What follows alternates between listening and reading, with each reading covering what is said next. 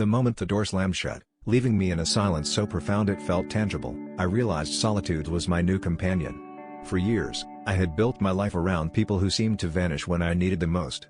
In that vacuum of abandonment, I was forced to confront the echo of my own thoughts, a daunting prospect for someone who had always avoided introspection. Yet, in that quiet, I discovered a resilience I never knew I possessed, a voice that whispered truths I had long ignored.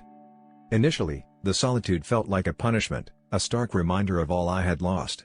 But as the days turned into weeks, I began to see it as a canvas, a blank slate on which I could paint a new version of myself. I started small, setting tiny goals, reading the books I never had time for, taking long walks to reclaim my strength, and journaling my thoughts to better understand my heart.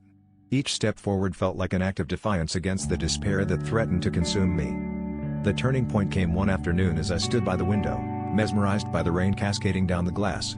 It struck me then that like the rain, I too was in a cycle of renewal, washing away the old to make way for new growth.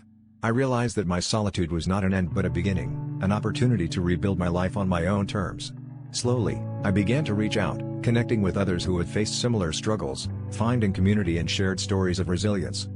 In embracing the quiet, I learned that strength is not always loud or visible. Sometimes, it is found in the gentle but persistent whisper that urges you to keep going. The world may have turned its back on me, but in solitude, I found a profound sense of self-reliance and an unshakable belief in my own potential.